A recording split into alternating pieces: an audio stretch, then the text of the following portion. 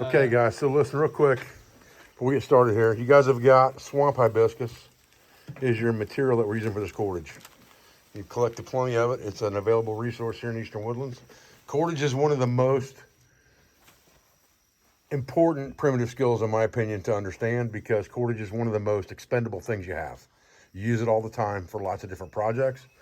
You use quite a bit of it sometimes, and a lot of times you can't recover it because you've left it on a project like a shelter or something like that, and you can't recover it to use it for something else right away.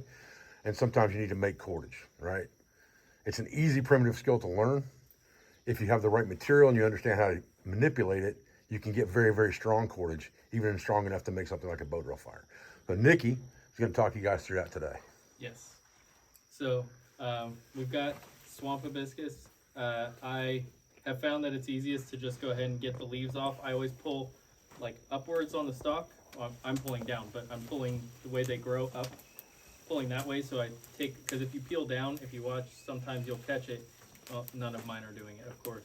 But sometimes you'll catch it and it'll start peeling off what you're going to be using as cordage. Looks like everybody's ready. So then we're going to start at the base where we cut it off at the ground-ish. And you're just going to start like kind of, I use my fingernail. I don't use any tools really for this. I just use my fingernail and I'll just take it and kind of push into it and it slices off just a little bit. And then I'll just take that and I'll run with it and I'll peel off kind of be as thin as you can, but if you get too thin, you'll get run out. And so you won't get a very long one. So I cut them usually around 1/4 to 1/8 of an inch, somewhere around there. And that one wasn't a very good one. But sometimes you get nice long ones. The other option is get a really big thick piece and you can split it up later, which is what I was doing earlier, because you can peel about 180 degrees around it at one time and it will come off in big chunks like that, and then you just have to split it up.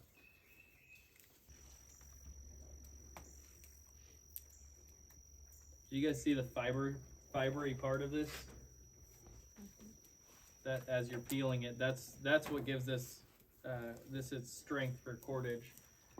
And so far, I think it's going to make a really strong cord as we do it as we work it while it's green. When I was working it the other day, it was kind of dried out a little bit and a little harder to work with. Here, if you've got, does anybody have any thicker strips? I want to show that part real quick. I do. You've got some pretty good thin strips. So what I do is I will take and I'll just run my fingernail like up against my thumb like this, and I don't even have very long nails, and I'll just stick it in there along the grain and get it started splitting, and you can just kind of run it all the way through that way. And I usually start in the middle and then I work both directions. It seems to net longer pieces. You can just kind of peel it apart too at that point.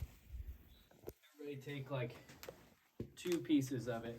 If you've got like 2, and you want them to be 2, see, like you would think, like logic would say, let's make these 2 the same length, right? Well, we want to be able to,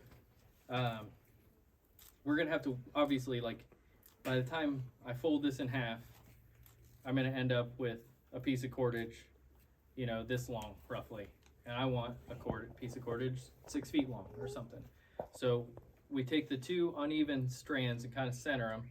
I usually make an X, but that's just personal preference because you're going to be twisting them in the center. And we find that center point. Mine happens to be right on where it was branching out. And just kind of pinch it together. So you can see none of my ends are perfect. I don't really pay too much attention to that. And then we just start twisting. And so everybody can see, I'm going to start pinch one side and just keep twisting that other side, and I'll use my other fingers to kind of hold it in place while I get some extra twist on it. And then you see how it starts binding on itself there? Is that toward and then away? You're going to hold one side steady and then twist away from yourself on the other side. And you just keep twisting it until it binds on itself. So like I've got it straight, and then as soon as I let off the pressure, does everybody see that? How it binds it right there, and then we'll go over Is this too thick? No, get one more, like, okay, you got one more right here, and this one looks to be longer than that one, and that's good. We're going to, the easiest way that I do it is, can everybody see me? So I'm going to twist the top strand twist it up nice and tight away from me. Then I grab a hold of the bottom strand with my middle finger and pinch it, and I roll it back towards me. So I twist. Go ahead. Okay. I did it with a whole bunch. So the two fibers I'm twisting were actually two bundles of Must have fibers. remembered me. That's the guy that gives me the food.